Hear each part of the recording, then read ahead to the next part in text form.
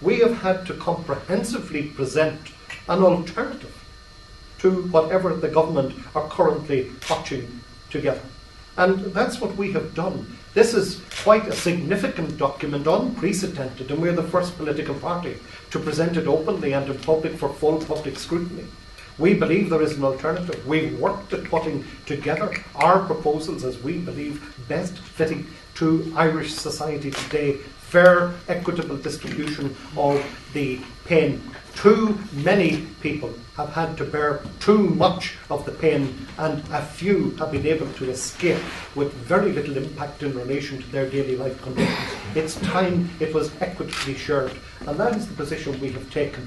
Now, make no mistake about it, we have sufficient confidence in the document here that if this government, dismiss it out of hand, we're saying to them that let the people decide. We're willing to go before the people. Let the government put their budgetary proposals. Let each of the parties do so. And let the people decide in a general election.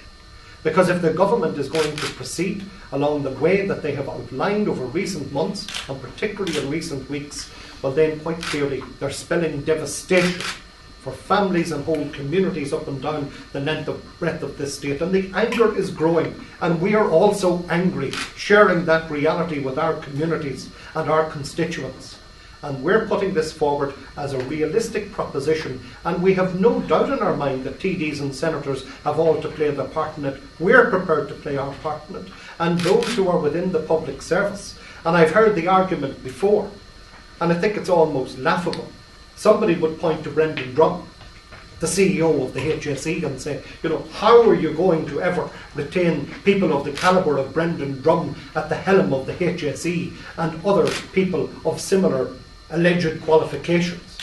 Well, I remember very well saying to Brendan Drum shortly after his appointment that he was a first-class paediatrician, as I believe Steve Staunton, who had just then vacated the management of the Irish team, had been an excellent footballer. But they also had something in common in relation to management. Neither of them could do it.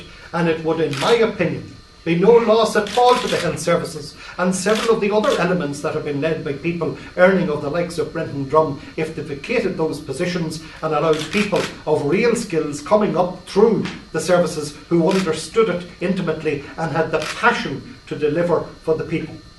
That's a change that we would welcome. So they can lump it or leave it. That's exactly as we believe it should be. And in a time of crisis, this is the situation that should apply. We're, of course, of a view that when things improve, all of this can be looked at once again.